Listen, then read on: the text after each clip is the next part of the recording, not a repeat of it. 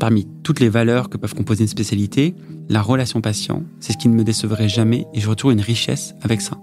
Ça veut dire que chaque patient que j'allais rencontrer allait m'apporter une valence différente, une couleur différente dans mes consultations, dans mes journées, et que ça serait toujours renouvelé au-delà des traitements que j'allais pouvoir faire. Mais en tout cas, cet impact sociétal du cancer, du mot cancer, nous on le voit dans la consultation tout de suite. C'est que les personnes, elles viennent avec leur lot de représentation et il va falloir, avec ça, composer avec la personne qu'on a en face de nous. Et quand je dis composer, c'est vraiment de la musicalité. Ça veut dire qu'à deux, on va créer quelque chose. Ces discussions, en fait, elles sont pas courtes. Typiquement, lorsqu'on arrive à est-ce que je suis des guéris docteurs, on va pas dire oui, non. Pour moi, là, ça rentre dans quelque chose de plus complexe, de discussion, de qu'est-ce que vous entendez par la guérison. Je trouve que la guérison, c'est propre à chacun. Et dire à quelqu'un, si vous êtes guéri, parfois, ça peut être aussi assez fort. Alors, on dit, vous êtes guéri, comme si on lui imposait d'être guéri. Alors que la personne a tout ce qu'elle a avant, et qu'elle ne se sent pas encore guérie. Elle ne se sent pas guérie. Oui, donc ça, c'est la guérison psychique, voilà, presque. En fait, voilà. On va terminer par le fameux serment d'Hippocrate. Je ne le connais pas par cœur. Oh là là, Lucien.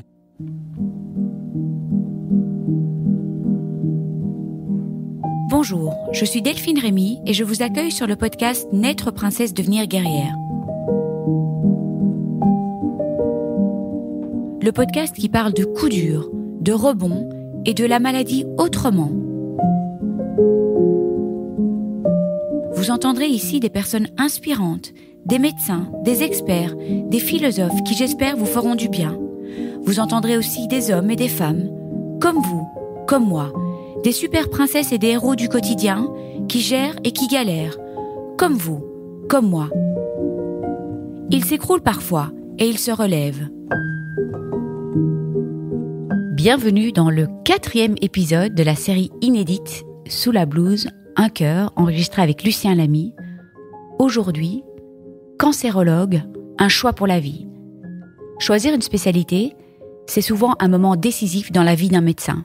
Mais que faire quand on est passionné par tellement de choses, quand la curiosité est insatiable, qu'on rêve de 1000 vies et qu'on a peur de renoncer en choisissant? Dans cet épisode, Lucien nous raconte comment il a décidé de devenir cancérologue. Il y a ce lien si particulier avec le patient, cette alliance thérapeutique à co-construire chaque jour, ce faire équipe si précieux, ce chemin à parcourir ensemble. Lucien nous parle de cette médecine-là, profondément humaine, où il ne s'agit pas que de chiffres ou de traitements, mais aussi de regards, de mots choisis, de présence. On débat de la guérison, de la rémission, de l'espoir, de l'incertitude, de la puissance des mots, de leur poids, de leur justesse ou de leur brutalité, parce que chaque patient est unique. Certains ont besoin d'entendre certains mots, comme rémission ou guérison pour avancer, d'autres préféreront tout à fait autre chose. Et puis il y a aussi la guérison intérieure, celle qu'on ne voit pas sur un scanner. Lucien nous parle aussi de son choix d'ajouter la radiothérapie à sa pratique, un choix intellectuel, technique, mais aussi pour des raisons personnelles. Comme toujours, c'était passionnant de l'écouter. Et enfin, on y arrive à ce grand moment symbolique, le serment d'Hippocrate, un engagement, une promesse à soi et aux patients. Je vous invite à vous plonger avec nous dans ce 4e épisode entre questionnement, choix du cœur et engagement profond, un moment fort, sensible, où Lucien nous ouvre une fois encore les portes de son métier et de son humanité. Je vous souhaite une bonne écoute.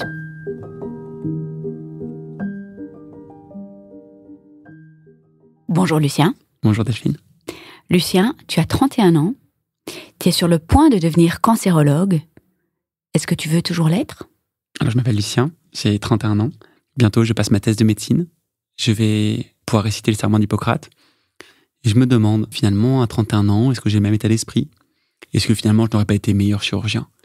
Est-ce que finalement, j'aurais pas dû choisir une autre spécialité ? J'adore la mienne, mais voilà, je l'ai vécu pendant 6 ans, à l'époque où tous mes collègues, tous mes amis d'école ont fait d'autres choses, ont fait commerce, 3 métiers, etc.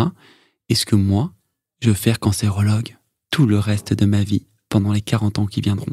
Attends, Lucien, est-ce que tu te poses réellement cette question-là, vraiment, quand tu es sur le point de réciter le serment d'Hippocrate, ou tu as des doutes ? En fait, à ce moment, lorsque tu t'apprêtes à finir tes études, à devenir chef de clinique, à finalement devenir vraiment spécialiste d'un domaine, tu te dis, c'est mon métier que je vais faire pendant toutes les années qui viendront. Mais t'avais plus de doute.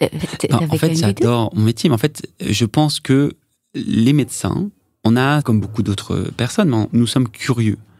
Et c'est vrai que la curiosité, moi, elle a été très satisfaite pendant tous mes études de médecine.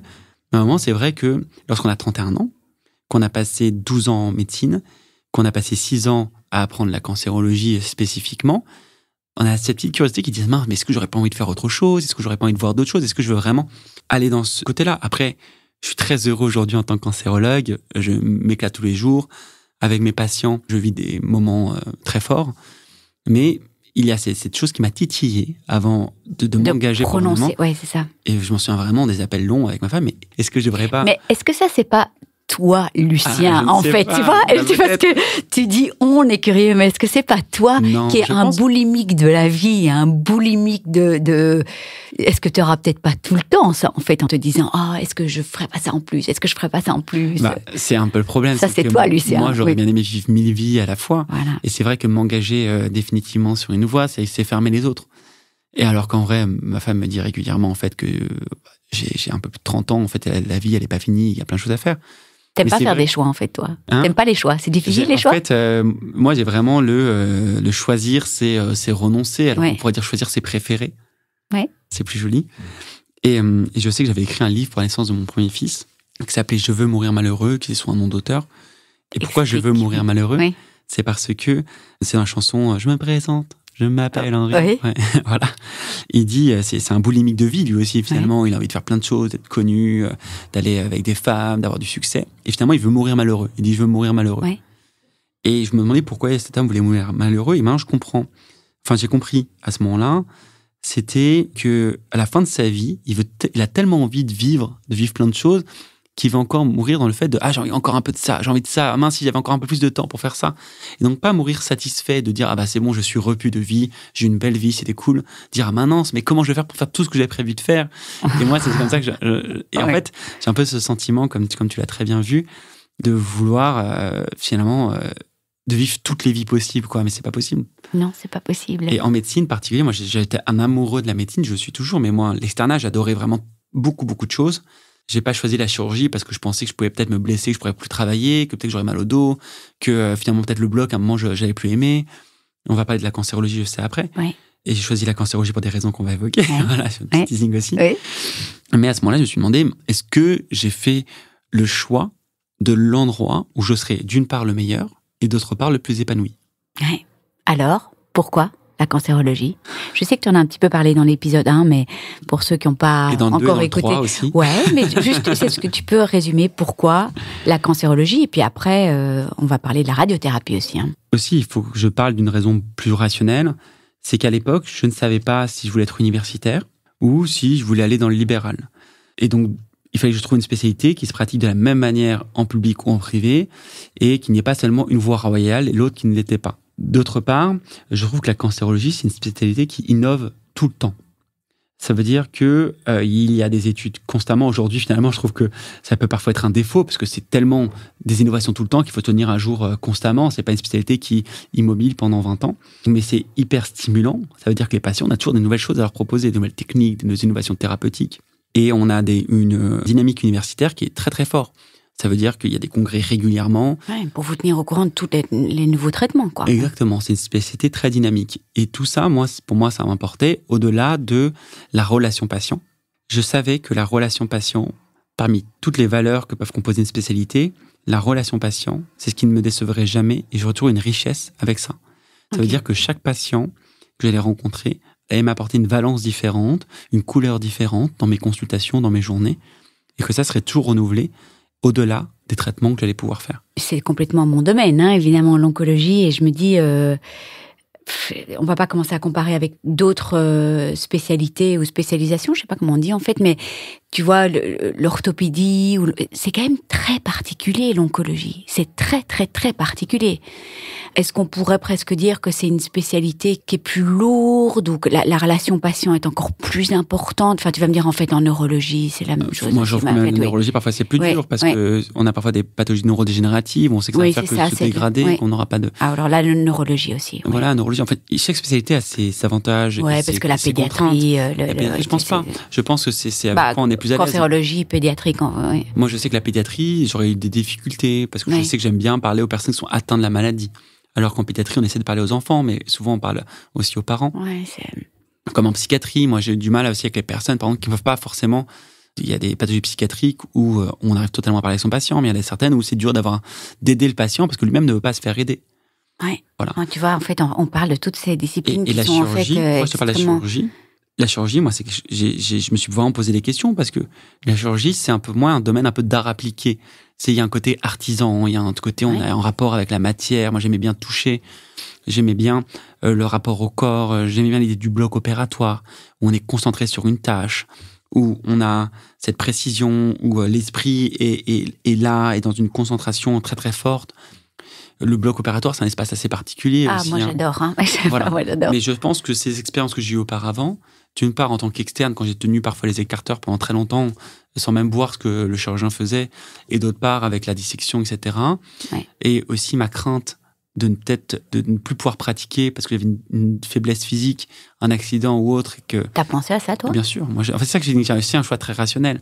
Je me suis dit, si je fais chirurgie et que, je sais pas, je me blesse au ski, je me romps un tendon et que je peux plus opérer. Heureusement que tous les chirurgiens pensent pas à ça à 18 ans. Quoi, bah oui, je sais que je suis un peu... je suis très, très rationnel. Et après, il faut pas tout idéaliser. C'est-à-dire que le chirurgien qui a choisi de faire chirurgie parce qu'il voulait avoir le rapport au corps, vraiment les mains, des grosses opérations. Aujourd'hui, avec la tendance de robotisation de la chirurgie, peut-être qu'il y en a certains qui se sont dit « Ah bah mince, c'est pas pour ça que j'ai choisi chirurgie ». Peut-être qu'il y en a d'autres, au contraire, qui se retrouvaient pas dans la chirurgie d'avant, qui se retrouvent beaucoup plus dans la chirurgie d'aujourd'hui. Et la cancérologie, je sais qu'elle aura cette valeur qui sera permanente, je l'espère. C'est ce rôle central dans la relation médecin-patient. Ouais.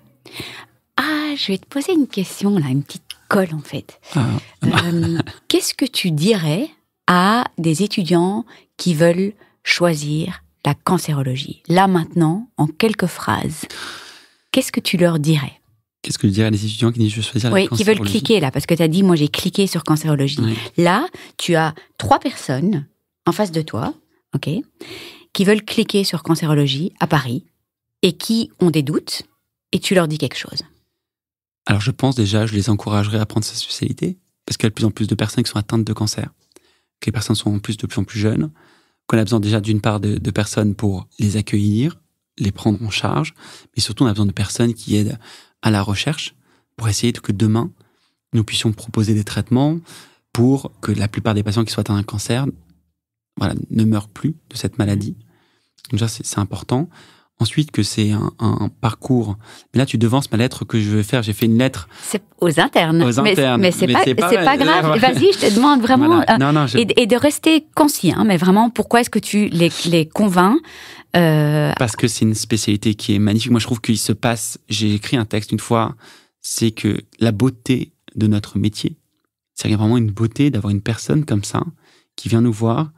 Après, c'est en médecine globalement aussi, mais en cancérologie, il y a quelque chose d'intense qui se joue. Qui est atteint d'une maladie mortelle, potentiellement mortelle. Parce que le cancer, peu importe si on a un cancer, souvent, il faut jamais dire, par exemple, qu'un cancer du sein, mais c'est un petit stade, c'est un petit cancer. Parce qu'il n'y a pas de petit cancer, il y a toujours un mot qui arrive comme une enclume sur la tête, où tout d'un coup, on voit que la vie a potentiellement une fin et qu'elle va arriver peut-être plus vite que prévu.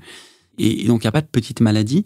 Mais en tout cas, cet impact sociétal du cancer, du mot cancer, nous, on le voit dans la consultation tout de suite.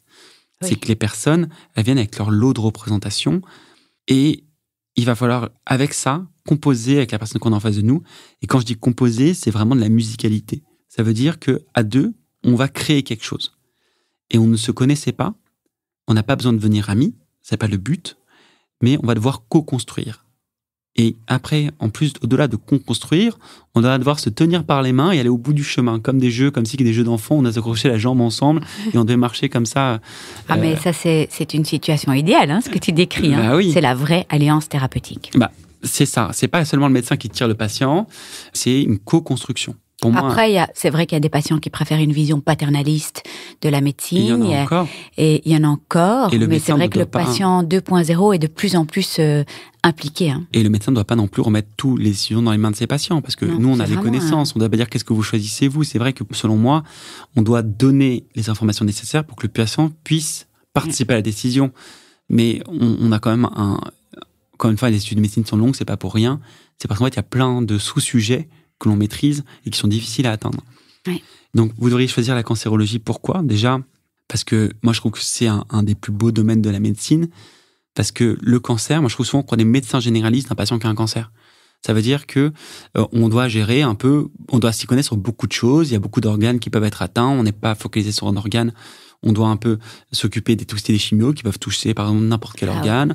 Toxicité d'immunothérapie. On est en relation avec plein de corps de métier. On a ce rôle de médecin référent, mais on est tout de même spécialisé. Ce qui est pas mal, c'est parce que on a un corpus de connaissances à avoir qui est plus réduit que le médecin généraliste. Sachant que le médecin généraliste, c'est un métier qui est extrêmement dur. Je trouve que être cancérologue, ça permet d'avoir un peu plus de choses sur lesquelles se concentrer.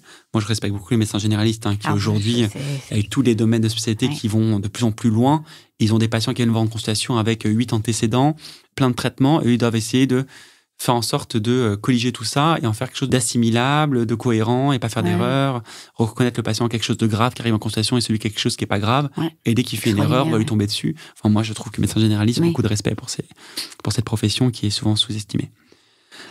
Mais voilà, cancérologie, moi, je trouve qu'il y a de la beauté. Alors, moi, je suis impliquée dans un projet qui s'appelle Espoir de guérison, où on parle finalement de ce changement de paradigme, où finalement, il y a 40 ans, un patient métastatique, il y avait plus de certitude qu'il allait mourir. Aujourd'hui, avec les progrès de la médecine, les progrès de la recherche, on se retrouve dans une situation où l'incertitude est grandissante. Parce que on a de plus en plus de patients qui guérissent, qui sont parfois dans des situations métastatiques et puis dans des situations de réponse métabolique complète.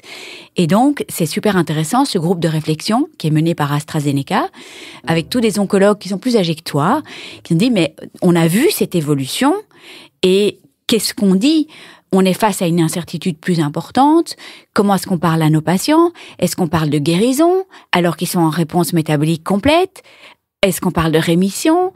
Est-ce que leur métier a changé en 40 ans avec les progrès de la médecine? Alors toi, tu débarques évidemment où il y a déjà beaucoup plus de progrès de la médecine, mais quand je vois les taux de guérison de cancer du sein depuis les années 70, je pense que ça a augmenté de 40%. Le métier a changé. Et je vais te répondre. Attends, mais moi j'ai surtout, je te dis tout de suite que je vais te demander de parler des mots guérison, des mots rémission, de tout ça en fait. Est-ce que tu peux un peu répondre à tout ça et ce projet Espoir de guérison qui est génial? Il faut que tu saches que moi-même, j'ai vécu l'avènement de l'immunothérapie en cancérologie. Ah oui. Qui a changé. Moi, j'étais là lorsque l'immunothérapie est arrivée dans le poumon et que ça a changé totalement le pronostic des patients atteints d'un cancer du poumon. L'histoire de guérison et de rémission, c'est un sujet très complexe. Pourquoi ? Parce que d'une part, il y a des patients qui veulent entendre aussi certains mots et qui ne veulent pas entendre d'autres mots. Je vais te parler d'un cas concret.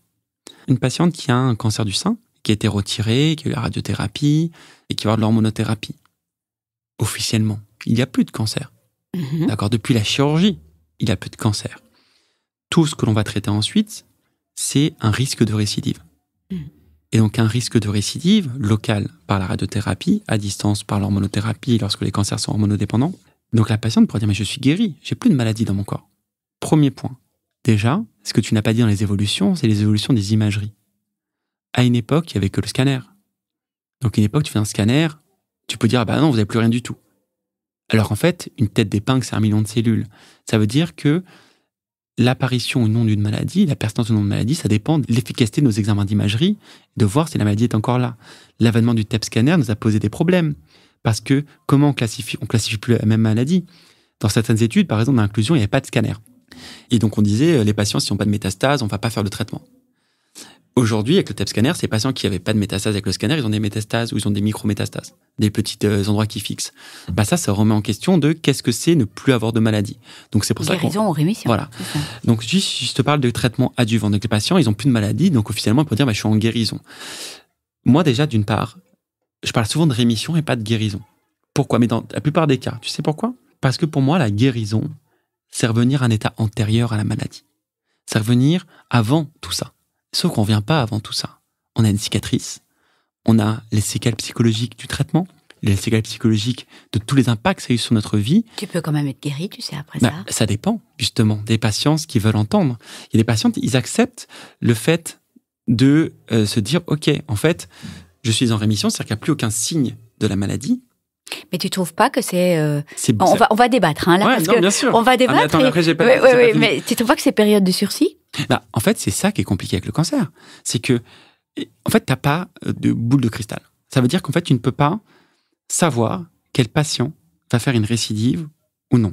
Alors, on parle d'un hormonodépendant, tu sais qu'un triple négatif qui n'a pas récidivé... rapidement, il ne récidive pas. Il ne récidive pas, oui. Voilà, donc ça, c'est beaucoup plus... Mais tu as toujours, tu sais, des cas... Moi, en tout cas, c'est clair, je suis d'accord avec toi. Je discute avec les patients et je leur explique, en fait, ce que je parle. Quelle est la conception de la personne que tu as en face de toi de la guérison ? Qu'est-ce que la conception de la personne ? C'est pas ma conception en tant que médecin. C'est ce que la personne, pour elle, ce que ça signifie. Voilà. Parce que les mots ont du sens. Ça veut dire que si une personne, tu dis qu'elle est guérie et qu'elle va faire une récidive dans 5 ans, dans 10 ans, dans quel RH+, ça peut arriver très longtemps après l'hormonothérapie. Elle va dire, mais le docteur m'a dit que j'étais guérie. Je suis pas guérie, en fait. Il y a quelque chose qui est revenu. En revanche, il y a des patientes, je l'ai vu évidemment énormément sur les réseaux, qui supportent très mal ce mot rémission. Et en fait, elles ont l'impression qu'elles ont une épée de Damoclès toute leur vie. Et donc, elles passent à côté de leur vie aussi. Tu sais ce que j'aime bien ? Krishna Klov de l'Institut du Sein, il dit, vous êtes guérie à 90%. Tu vois, plutôt que vous êtes en rémission. Et en fait, je pense qu'il faut adapter peut-être en fonction du patient. C'est ce que je disais. Voilà. C'est en fait exactement, c'est la personne que tu as en face de toi. Typiquement, ces discussions, en fait, elles sont pas courtes. Typiquement, lorsqu'on arrive à est-ce que je suis des guéris docteurs, on va pas dire oui, non. Pour moi, là, ça rentre dans quelque chose de plus complexe, de discussion, de qu'est-ce que vous entendez par la guérison. Voilà. Est-ce que pour vous, ça veut dire la maladie, il y en a plus?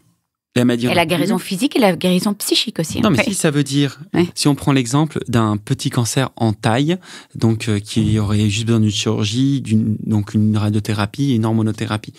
Depuis la chirurgie, la patiente, elle pourrait demander à son chirurgien, est-ce que je suis guérie dès ce moment-là? Et on pourrait dire, selon sa conception, que effectivement, le cancer a été retiré avec des bonnes marges, donc il n'y a plus de maladie, donc le cancer, officiellement, vous êtes guéri. Et c'est étrange, psychologiquement. Je suis guéri, mais pourquoi on me fait une hormonothérapie? Pourquoi on me fait une radiothérapie? Vous avez dit que j'étais guéri. Ah, parce qu'on veut diminuer le risque de récidive. Donc je ne suis pas guéri. Il faut diminuer le risque de récidive. C'est-à-dire qu'il y a une récidive possible. Potentiel, oui. Non, mais c'est-à-dire qu'il y a potentiel récidive.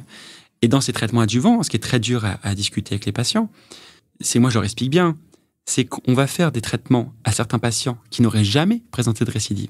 À côté de ça, mais ça, à côté de ça, on va faire des traitements à des patients qui, malgré ça, vont présenter une récidive. Et à tous ceux-ci, chez qui on va faire des traitements et qui vont empêcher une récidive. Donc, on sait que ces traitements, ils sont... préventifs. Oui, c'est adjuvant, quoi. C'est ça, ils sont préventifs. Et ce sont des concepts qui sont difficiles parfois à entendre, parce que lorsqu'on a des toxicités des traitements, on dit, mais est-ce que c'était nécessaire tout ça?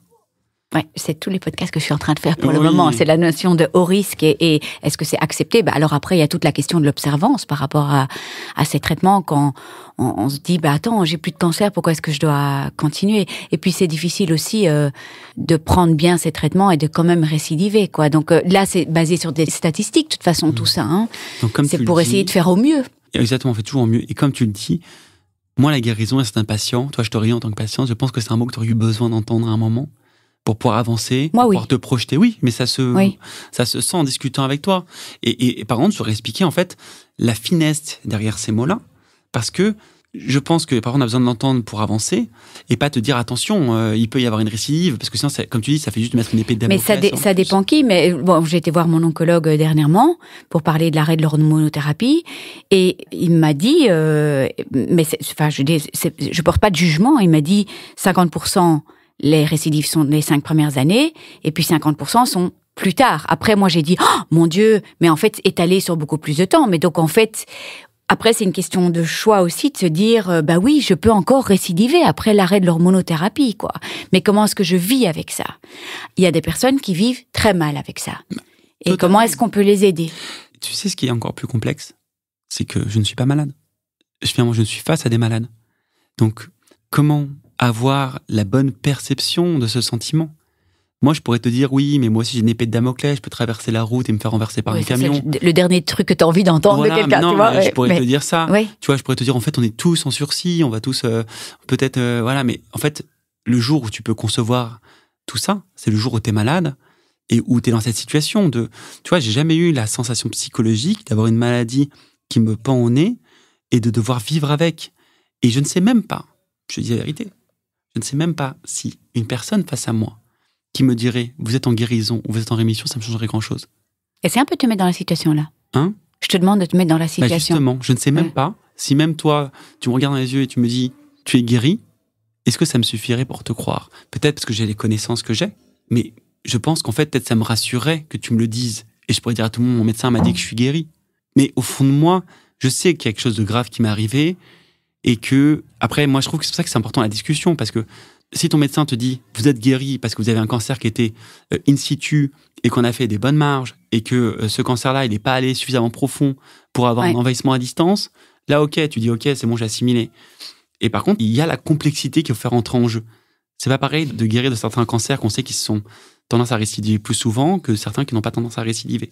Mais qu'est-ce que, c'est ça que Krishna disait, qu'est-ce que tu gagnes aussi à faire peur à la patiente ou à laisser planer cette espèce d'aigle noir quand je te parle de cancer, je parle pas de cancer métastatique et tout ça, mais est-ce que c'est pas plus, je vais pas dire positif, c'est pas le bon mot, mais de dire voilà, vous êtes guéri à 90% plutôt que vous êtes en rémission encore pendant 15 ans, tu vois. Quand je dis je parle pas de, moi j'utilise pas le terme de guérison, non pas par rapport au risque de récidive. J'utilise pas parce que je trouve que la guérison, ça équivaut à revenir à un état antérieur à la maladie. Quand je parle de guérison, moi je n'utilise pas le terme guérison parce que je l'aime pas, parce que je trouve que la guérison, c'est propre à chacun. Et dire à quelqu'un, si vous êtes guéri, parfois ça peut être aussi assez fort. Alors on dit vous êtes guéri, comme si on lui imposait d'être guéri. Alors que la personne a tout ce qu'elle a avant, et qu'elle ne se sent pas encore guérie. Elle ne se sent pas guérie. Oui, donc ça c'est la guérison psychique. Hein, voilà, presque, en fait, voilà, moi, je n'impose pas le terme guérison aux personnes, en fait. Et encore une fois, lorsque les personnes demandent un terme, à ce moment-là, je ne fais pas planer cet aigle noir comme tu l'as appelé. Oui. J'en discute avec elle. Et s'il faut, après l'avoir expliqué qu'on parle de guérison, il n'y a pas de sujet. Parce que la guérison, elle peut se dire dans certains cancers agressifs lorsqu'on est à distance, par exemple, ou lorsque certains cancers ont été traités correctement et qu'on n'a pas de signe d'évolution de la maladie. Oui, et puis, tu vois, de nouveau, je rementionne Krishna, il me dit, mais voilà, si je dis ça et puis que le cancer revient quand même, mais la personne aura peut-être quand même mieux vécu plutôt qu'une personne qui est anxieuse, qui se dit pendant 20 ans qu'elle a une épée de Damoclès. Enfin, en fait, on voit que c'est vraiment du cas par cas. Et c'est surtout du cas par cas parce qu'en fait, ce que tu dis, je suis désolé, mais je pense que ça a un petit impact par rapport à ce que la personne va ressentir la chose par rapport au terme de guérison-rémission. Je veux dire qu'il y a des personnes qui vont être angoissées. Ça veut dire que même si tu dis guérison, vous êtes guéri, dans sa tête, il y aura toujours cette épée de Damoclès qu'elle va y penser tout le temps. Il y a des personnes qui ne vont même pas te poser la question parce que pour elles, c'est déjà oublié. Mais tu sais que tu as des médecins, il y a des filles qui m'ont, sur les réseaux, qui m'ont écrit, mon médecin m'a dit, vous aurez toujours une épée de Damoclès au-dessus de la tête. Ah bah non, et tu te dis, mais mon Dieu, là, c'est violent de dire ça quand même. Hein. Après, là, je te parle pas de métastatique. Hein. Non, et je prends la défense de ces médecins, c'est qu'aussi, parfois, on essaie d'utiliser un peu des mots communs.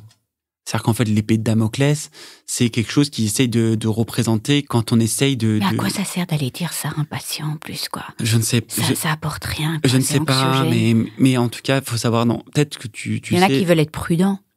Exactement. En fait, il y a aussi, on est dans une période, je pense qu'on s'éloigne un peu de notre sujet, mais... c'est super intéressant. Ouais, moi, je sais que ça m'intéresse aussi, parce que c'est toute la complexité de la cancérologie, voilà. Et je vais t'amener quelque part après, tu verras. Ouais. Aujourd'hui, aussi, on est tombé dans une période qui est assez procédurière et on craint beaucoup. En plus, c'est une époque de réputation. Ça veut dire que la réputation, ça va très vite en médecine aujourd'hui. On voit même des avis pour des médecins avec des étoiles, etc. Un médecin qui n'aurait pas assez prévenu de telle toxicité ou de tel risque de récidive ou de tel risque, il a peur en fait que cette personne-là, si on ne lui a pas dit qu'elle est récidivée, qu'elle revienne le voir en disant voilà, j'ai récidivé, on m'en avait pas informé. Peut-être qu'il y a de ça aussi. Et qu'on veut peut-être surinformer les personnes en leur disant toutes les petites notes de bas de page qu'on n'aurait pas forcément dit. Mais moi, je suis d'accord avec Krishna. Je pense que les personnes, c'est déjà assez lourd. Et moi, ce que je dis souvent, si on fait tous ces traitements, c'est pour que les personnes aient la vie la plus normale possible après. Et moi, ce que je dis souvent à mes patients, c'est qu'entre les moments où ils me voient, je veux plus qu'ils pensent à moi, ni à la maladie. Je veux qu'ils m'oublient et qu'ils y repensent seulement lorsqu'ils me voient et que là, on fasse un point sur le sujet. Mais en dehors de ça, qu'ils aient la vie la plus normale. Et les patients qui sont angoissés, parce qu'il y en a, je leur dis que ça serait dommage de ne pas avoir été atteint par cette maladie, de la laisser l'atteindre, de laisser avoir un impact aussi fort sur toute leur vie, sur tous leurs jours passés, alors qu'elle est absente. Et que on a fait tout ça pour qu'elle s'efface de leur vie et qu'elle n'ait aucun poids. Alors, moi, je suis fan d'un oncopsychologue à l'Institut Jules Bordet qui s'appelle Yves Libert. Et j'ai fait un podcast avec lui sur la décision partagée patient-médecin. Et lui, figure-toi qu'il a lancé une formation qui s'appelle « Parler d'incertitude et soutenir l'espoir ». Et donc, c'est tout cet art de l'annonce de la maladie ou justement de rémission, c'est comment parler d'incertitude et toujours soutenir l'espoir. Ben, la médecine, c'est une science de l'incertitude. Et c'est toute la... En fait, je peux juste te redire un truc. Quand un traitement fonctionne, c'est ce qu'on parlait. Quand on remarque qu'un traitement fonctionne, il va fonctionner à tant de % par rapport au groupe contrôle. Ça veut dire qu'il y a des patients qui le traitement fonctionne pas. Avec des patients d'inclusion, peut-être que pendant l'étude, il y avait peut-être pas un type ethnique représenté. Donc tout ça, c'est l'incertitude. Donc en fait, on compose constamment avec l'incertitude en médecine. Alors, en fait, son postulat, c'est finalement qu'est-ce qui fait supporter l'incertitude. L'incertitude, c'est infernal. Il y a une chose qui fait supporter l'incertitude. C'est l'espoir, je pense. Voilà. Et donc, comment est-ce qu'on parle d'incertitude en soutenant l'espoir ? Moi, ce que je trouve parfois plus difficile que l'incertitude, c'est la certitude. Aujourd'hui, lorsque tu pratiques la médecine, tu sais que tu vas faire avec des incertitudes. Lorsque tu proposes même le nouveau traitement, la première ligne, le patient, il sait qu'on lui propose le meilleur traitement pour lui, qui a le plus de chances de succès, mais aucun médecin n'a de certitude à 100%. Aucun médecin pourra dire « Ok, à 100% ça fonctionne, à 100%... » Mais là, c'est de l'incertitude. Hein ? C'est de l'incertitude. Bah justement, si le médecin dit à 100% ça fonctionne, c'est une certitude. Et je pense que tous les médecins savent qu'on travaille dans l'incertitude. Mais comme tu dis, ce traitement va être dans l'incertitude qui fonctionne ou pas. On va dire qu'il a des grandes chances de fonctionner, mais il y a une partie de chance où il n'a pas fonctionné. Et comme tu dis, ce qui soutient ça, c'est que c'est l'espoir de guérison de ce traitement. Oui. Ou sinon, si on disait que après ce traitement-là, il n'y aurait pas d'espoir d'efficacité, je pense que même le médecin ne le proposerait pas. Mais pour un patient, tu ne pars pas au combat, tu n'endures pas 16 chimios si tu n'as pas l'espoir de guérir. J'ai interviewé Garlone qui a un cancer anal métastatique. Elle est tombée à un moment donné sur un médecin qui lui a donné aucun espoir de guérison. Et donc, qui proposait une chimio, mais sans espoir de guérison. Donc, un truc infernal. Et elle a dû trouver... je t'arrête. Oui, elle a dû trouver un médecin qui lui donnait un espoir de... Elle est toujours là, hein. Mais oui. Mais en fait, elle est toujours là. Mais elle a sa maladie encore. Ben bien sûr, elle est métastatique. Donc, en fait, là, c'est tout le problème de guérison-rémission. Mais elle n'aurait pas pu partir faire sa 4e ligne de chimio si elle n'avait pas un espoir de rémission, alors, non, si tu veux. Mais voilà. Moi, je ne suis pas pour... Aujourd'hui, tu parles des associations que tu as rejointes qui parlent de nouveaux états de guérison de patients métastatiques. D'accord ? Non, mais je parle de s'il n'y a plus d'espoir, tu ne vas pas suivre tes traitements. Je veux revenir là, d'abord, c'est important. Un patient qui a des métastases, effectivement, il y a un temps, on considérait qu'on ne pouvait pas les guérir. Ah oui, et souvent, avant. Oui. Voilà. Aujourd'hui, tu as des concepts comme les très peu de métastases, où tu fais des traitements assez agressifs sur chaque endroit. Tu as des maladies qui étaient métastatiques sous certains traitements, comme les mélanomes avec l'immunothérapie, où tu n'as plus de maladie, tu te demandes même quand est-ce qu'on arrête l'immunothérapie. Cependant, il y a des patients qui ont aujourd'hui des maladies métastatiques, c'est peut-être le cas de la personne que tu connais, que tu as citée, où on sait que le rôle des traitements va être de la contrôler, de la faire régresser, mais la guérison, on ne l'atteindra pas. Non, alors c'est l'espoir d'être en rémission, si tu veux. L'espoir d'être en rémission, on l'a, mais après, on ne peut pas en vouloir à des médecins d'essayer d'avoir un discours le plus juste possible et de ne pas donner d'espoir inconsidéré. Je comprends. Non, mais donc c'est parler d'incertitude et soutenir l'espoir. Mais je comprends. Moi, je parlerais plutôt d'espoir qui sont ciblés autrement que par la rémission. L'espoir d'aller mieux, l'espoir de partir en vacances, l'espoir de passer un été sans maladie, sans douleur. Il y a un moment où lorsque le cancer devient une maladie chronique, ce qui est de plus en plus le cas, ce qu'on espère entre chaque traitement, c'est d'avoir les temps sans maladie les plus longs possibles. Oui. De la contenir, quoi. De la contenir. Mais donner un espoir de guérison, à ce moment-là, je pense que ce n'est pas rendre service aux patients. Parce que tu parlais des personnes qui ont besoin de ne pas avoir une épée de Damoclès. Il y a des personnes aussi qui ont besoin qu'on leur dise les choses pour pouvoir parler à leur famille. pour pouvoir dire mais qu'est-ce que j'ai fait. Alors là, c'est vrai qu'on parle de métastatique ou pas, tu vois. Pas s'engager sur un projet immobilier, je sais pas, avec quelqu'un qui le tenait à cœur, et peut-être se reconstruire sur des projets. Voilà. Après, on peut jamais s'engager sur combien de temps quelqu'un va vivre, et surtout en cancérologie où les traitements évoluent à une vitesse folle. Cependant, il faut faire attention. Quand je te disais que l'art de l'oncologie, c'est un art du phrasé, c'est un art des mots. Les mots ont un impact. Les mots ont une précision. Les mots n'ont pas la même signification selon le patient qu'on a en face de toi, selon la culture qu'il a, selon ce qu'il a déjà vécu lui-même dans sa vie. Voilà, donc ton ami qui a vécu ça de façon assez traumatique avec ce médecin-là, elle n'avait pas besoin d'entendre ça, elle n'avait pas envie d'entendre ça. Mais peut-être que ce médecin-là, ce qu'il a dit à ce moment-là, c'était peut-être la chose la plus juste à dire. Je ne sais pas, je ne suis pas dans ce cas spécifique, mais je veux te dire qu'il n'y a pas qu'une seule réalité. Alors Il y a toujours celui qui reçoit l'information, celui qui la donne, et je pense que les deux veulent le mieux.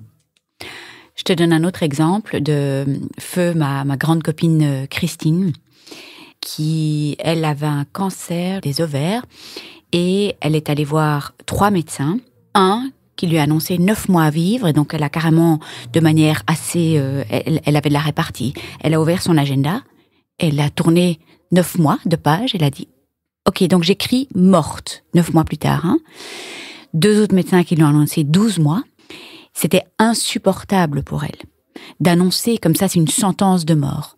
Et donc, elle est vraiment partie dans un combat, elle est rentrée dans une étude clinique et tout ça. Elle a vécu 5 ans. Et je trouve que c'est d'une arrogance. Qui peut annoncer quand quelqu'un va mourir ? Personne, et même les IA ont du mal à le dire. Ils ont essayé d'identifier avec des systèmes, on a du mal à le dire.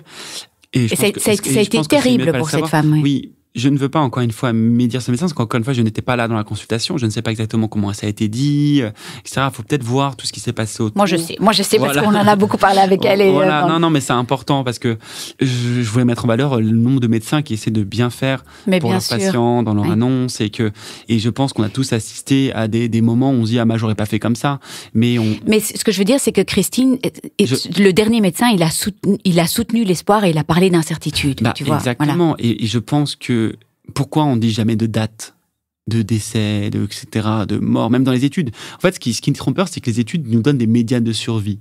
Mais si on regarde bien, une médiane de survie, même à 15 mois avec tel traitement, dans telle ligne, etc. On n'est pas une stat, hein. Non, mais ça, on n'est pas une stat. Et en plus, quand on regarde les études, il y a des intervalles de confiance. Ça veut dire que vers la personne qui va, ça s'appelle tout marché, il est mort assez tôt, mais il y a des personnes peut-être tout au bout de la ligne qui sont décédées bien plus tard. Et encore une fois, comme tu dis, on est des individus. On ne peut pas savoir pour chaque traitement quel va avoir l'impact sur nous et combien de temps on va vivre, et même notre corps, comment il va réagir à tout ça. Et comme tu dis, rien de plus terrible qu'on nous annonce, je pense, une date de décès et qu'on dépasse cette date. On dit quoi ? Je suis un spectre à ce moment-là. C'est horrible. Mais et puis je trouve que c'est vraiment le Tout-Puissant qui t'annonce... je ne peux pas non plus jeter la pierre sur les personnes, parce que je pense que chacun a ses manières de faire face à l'annonce, et après, moi je pense qu'il faut faire attention, parce que les personnes en face de nous vont vivre en dehors de la consultation avec toutes ces annonces, et donc c'est important de se construire là-dessus, comme tu dis, qu'on y prête de l'importance, mais aussi il ne faut pas oublier que culturellement, il y a eu des changements forts dans la manière dont le rôle médecin-patient. Tu parlais de Dieu, c'est amusant. Moi, je n'ai pas connu trop l'époque d'avant, mais je crois qu'à un certain temps, le patient n'était pas au courant qu'il avait un cancer. Il ne savait, on disait que ce qu'on voulait. On disait ce qu'on voulait dire.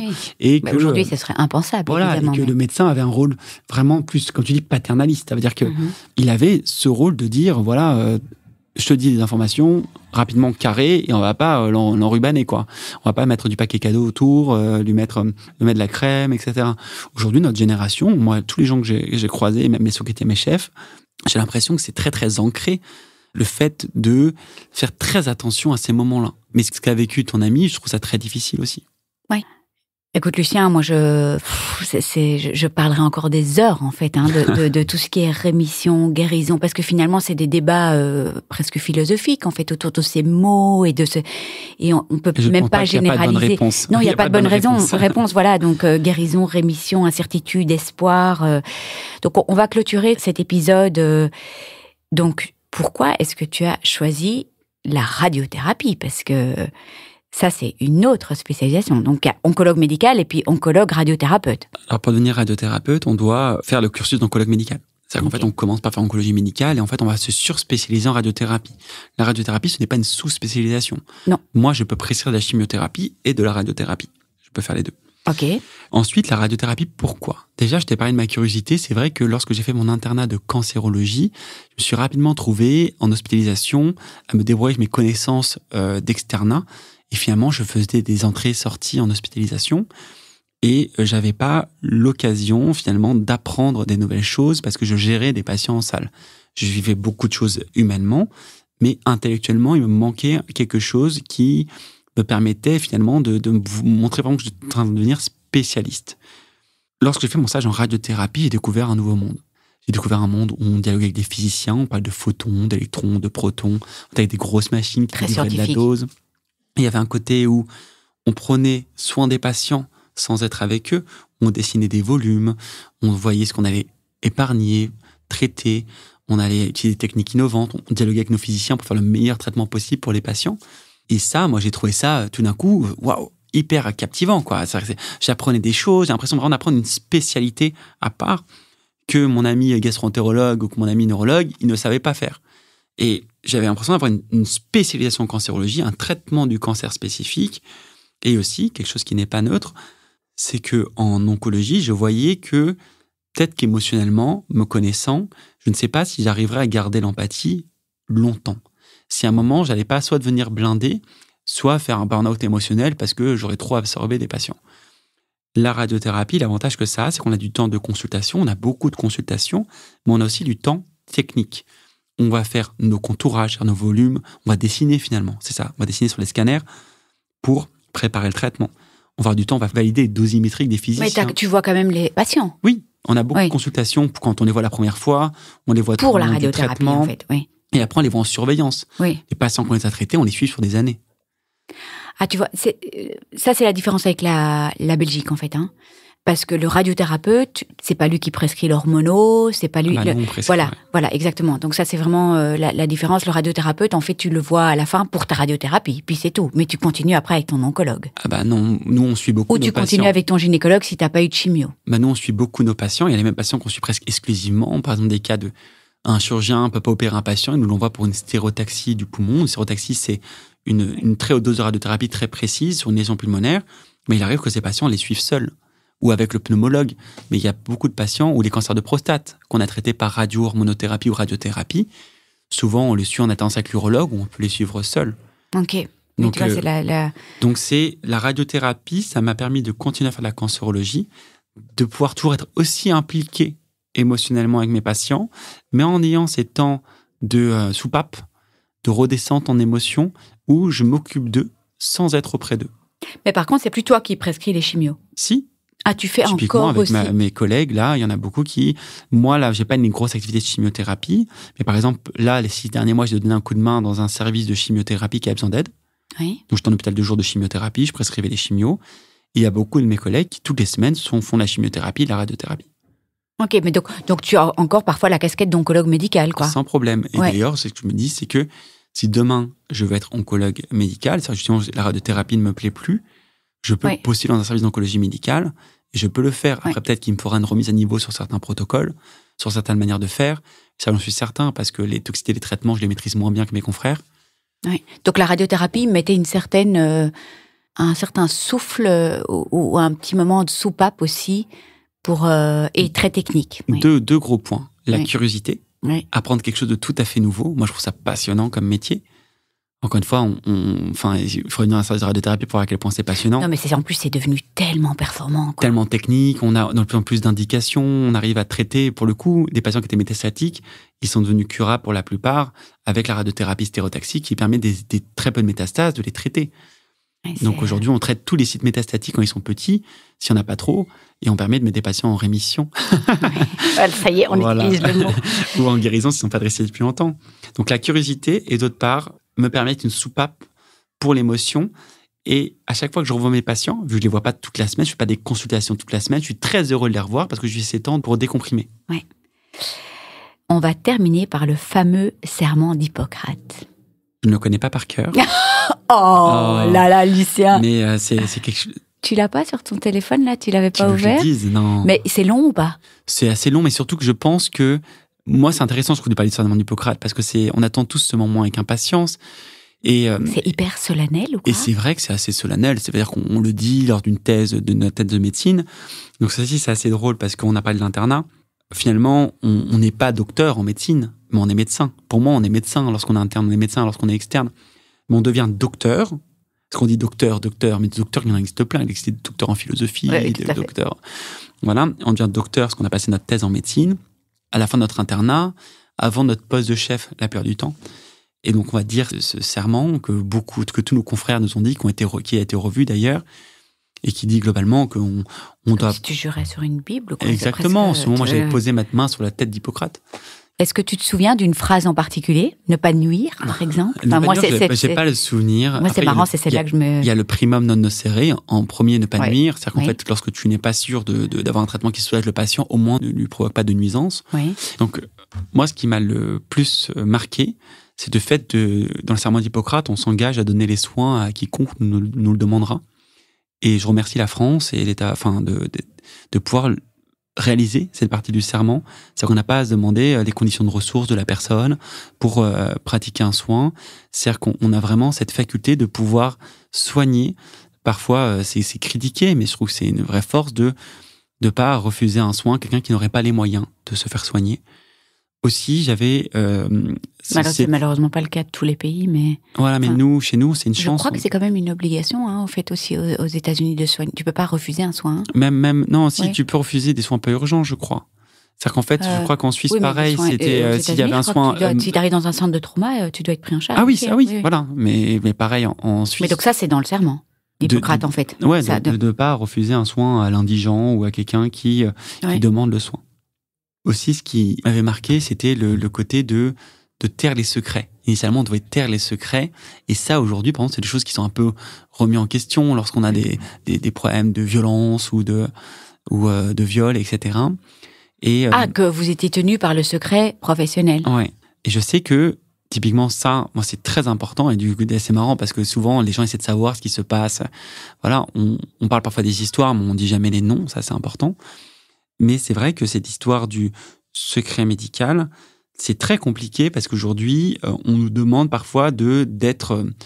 Et parfois, lorsque la personne est en danger, notamment par rapport à des violences intrafamiliales, il faut parfois l'annoncer. Heureusement, je suis très peu dans ces situations-là, donc je ne connais pas les termes exacts. Et si je devais être affaire à des cas comme cela, il faudrait que je m'informe de qu'est-ce que je dois dire, qu'est-ce que je ne dois pas dire. Mais ça peut être considéré parfois comme... Aujourd'hui, ce sujet-là du secret est remis en question selon les dangers qu'elles sont soumises à la personne. C'est hyper intéressant. Lucien, je vois le temps qui... Mais on aura parlé, mais combien d'heures, en fait, sur tous ces épisodes. Comment est-ce que tu as envie de clôturer cet épisode, en fait? Je pourrais clôturer par... déjà que je suis fier. Je suis fier d'être médecin. Lorsque je parle avec toi, je remarque quel long chemin ça a été, à quel point ça nourrit toute ma façon de voir le monde, que ce que je vis dans l'hôpital, je le ramène souvent à la maison, que ça me travaille, que ce n'est pas seulement un métier qui s'arrête lorsqu'on franchit les portes de l'hôpital, que je te remercie de pouvoir toi aussi, à ton niveau, chambouler un peu tout ça, parce qu'à chaque fois, j'ai l'impression que on a l'impression d'avoir rangé sa chambre, d'avoir tout en ordre, et finalement, on dit, attends, regarde, t'as rangé Albert Camus à côté de Sartre, alors que c'est pas la même auteur, et là, boum, on doit reprendre toute la bibliothèque et tout remettre en ordre, etc. Et c'est ce que tu fais avec tes questions, notamment, de guérison, de rémission. C'est vrai que moi, je me repose à ce moment-là des questions, je prends de la hauteur par rapport à ce que je fais, donc je voudrais te remercier pour ça. Et je pense que je ne suis qu'au début, et j'espère que ce métier continuera à alimenter mes pensées, continuera à me donner envie d'apporter, de donner du bien, d'aider les gens à aller mieux, et que, comme le dit le serment d'Hippocrate, je ne serai jamais atteint par l'envie d'être de ces passions comme la gloire ou autre. Tu vois, lorsque je fais un podcast comme ça avec toi, je me dis qu'est-ce que je cherche finalement. Moi, je suis très heureux de parler de tout ça, mais on pourrait se dire, oh là là, il veut la lumière, le spotlight, mais moi, je suis juste heureux, en fait, de pouvoir parler de ce qui a fait de cet enfant de 17 ans qui est venu aujourd'hui médecin et qui a encore toutes ces années de médecine à faire et avec, comme tu dis, l'incertitude, mais pas l'incertitude seulement du patient devant lui, mais l'incertitude de lui-même. Qu'est-ce qui va devenir? Comment? Est-ce que demain il sera encore médecin? Est-ce qu'il n'y a pas un épisode traumatisant qui va le faire changer de voie? Et le fait d'en parler avec toi, j'espère que ce sera enrichissant pour ceux qui nous écoutent, mais c'est déjà enrichissant pour moi. Merci Lucien. Et voici quelques petits extraits de la semaine prochaine. Je pense que l'émotion, elle est moteur. j'aime être ému par les rencontres que je fais, j'aime être touché par les patients. Finalement, toute la richesse, elle est là. Et parfois, j'aime bien, dans ces moments, m'arrêter, fermer les yeux et regarder l'orage.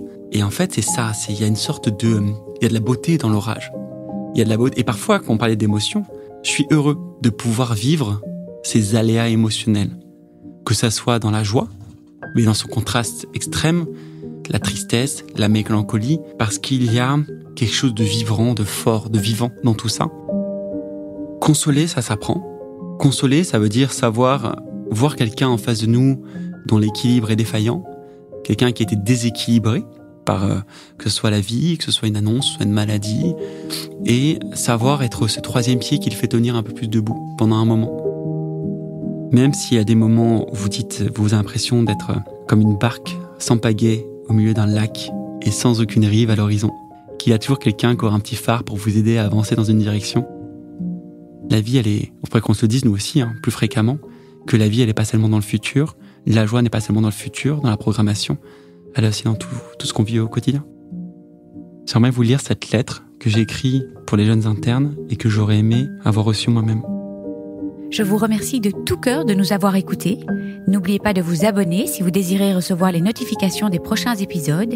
Et puis si vous avez apprécié cet épisode, ça me ferait vraiment très plaisir que vous me laissiez une bonne note, 5 étoiles, comme à l'école, et peut-être même un commentaire ou un partage sur les réseaux sociaux, parce que c'est grâce à vos commentaires, à vos étoiles, vos partages, que le podcast pourra aider plus de monde encore, et c'est tout ce que je souhaite. Donner ou redonner espoir, ce serait les coups tous ensemble, partager nos joies, nos peines et célébrer toutes nos petites victoires. Si vous aussi vous désirez partager votre histoire, n'hésitez pas à m'envoyer une petite vidéo témoignage de 5 à 10 minutes avec les thématiques que vous souhaitez aborder. Tout est expliqué sur le site internet cancerjegère.blog. Et puis, dernière petite chose, Naître Princesse Devenir Guerrière a lancé sa nouvelle page sur Buy Me a Coffee, une plateforme de soutien pour aider les créateurs de contenu, les podcasteurs, les artistes, les magiciens, les clowns et j'en passe à vivre de leur passion. Comme vous pouvez l'imaginer, le podcast représente un énorme investissement en termes de temps, de travail et de moyens. Un effort qui m'est évidemment rendu au centuple grâce à tous vos mots doux, vos écoutes, vos commentaires, vos encouragements et j'en passe. Et pour tout cela, merci du fond du cœur. Mon intention aujourd'hui est de pouvoir rendre le podcast pérenne et qu'il puisse s'autofinancer. Alors recevoir le soutien de mes auditeurs serait le plus beau des cadeaux. Un petit montant, 1 euro, 2 euros, 5 euros, peut faire une énorme différence. Si vous désirez me soutenir, toutes les infos sont dans la description de tous les podcasts et sur mon site internet. Et je tiens vraiment à dire que la gratuité de mon podcast est et restera ma grande priorité quoi qu'il arrive. Je veux qu'il puisse aider le plus grand nombre, peu importe les moyens. Je vous embrasse tous très fort, prenez bien soin de vous et je me réjouis de vous retrouver la semaine prochaine.